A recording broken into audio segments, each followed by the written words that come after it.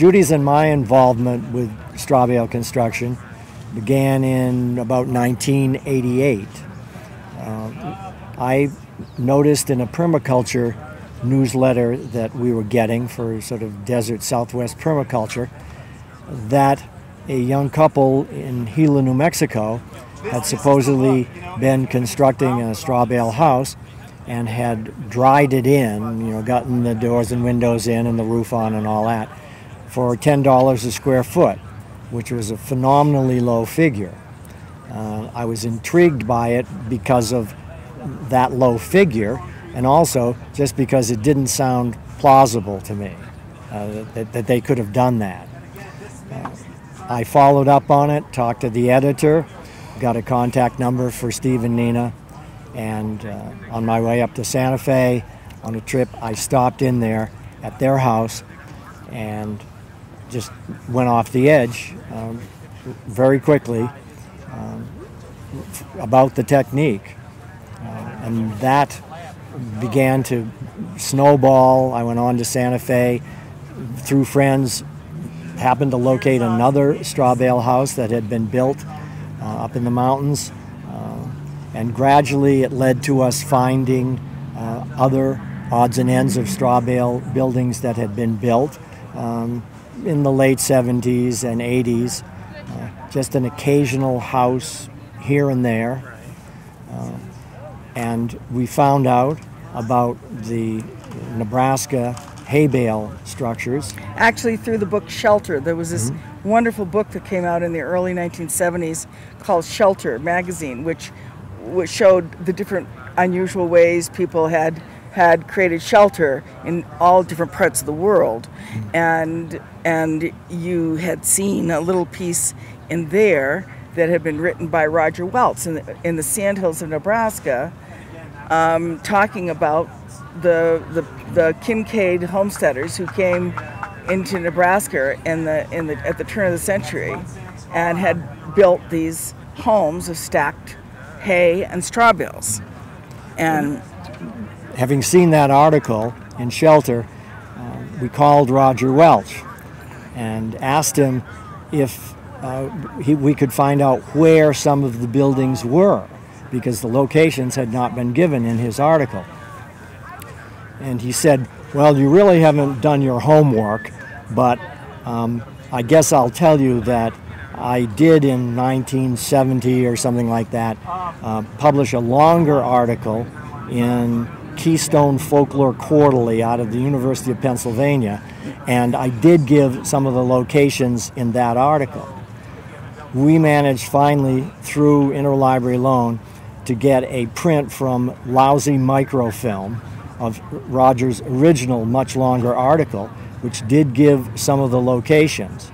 And with that in hand, we headed up to Nebraska to look for some of these old buildings. Now heading up to Nebraska for that first research trip was not in isolation, just Mats and I.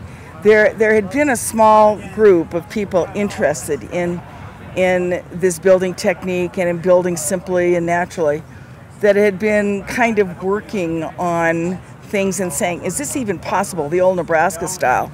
And we had gotten together over a weekend in Oracle, Arizona, including Bill Steen and David Bainbridge out of California, Pliny Fisk from Texas, and with a whole stack of bales, with welding tools, with just anything we could think of, and said, now what kind of problems do we need to work out? We stacked bales, we tried to figure out how would you provide a lintel over the door frame. We kind of spent this weekend kind of working on that, and at the end of the weekend, I think the consensus among all of us was, well, this looks like it has real potential to be used as a modern building method. Now, up until then, what had been actually built had been another structure, like post and beam with straw bale infill. But and Judy means what had been built in the recent past. In the recent past, like the 70s, in the 70s, 80s, and so forth. So we're talking about these from the previous century in Nebraska? No, 1900 on. Okay. Through 1940, basically, the historic phenomenon in But Nebraska. then came all the, what I like to call the yeah buts. which everybody who has a normal skepticism should have. Yeah, but is it going to last? I mean, yeah, but what about fire? What about bugs? You know, just what about, you know, vermin. just vermin, you know, just all of this stuff. And having no examples and thinking, well, we could build one and then hang out for 10 to 15 years, you know, and see what happens. Mats and I decided to get in our car and go to the Sand Hills, Nebraska, and see if we could find any of the old structures, see if we could find people who had built them, find people who knew people who had built them or who had lived in them. So that's what we did, and we did 2 research trips. And we came back each, the first one, we gathered a lot of information that was not in Roger Welch's article. We found many other straw bale, you know, instances of straw bale houses.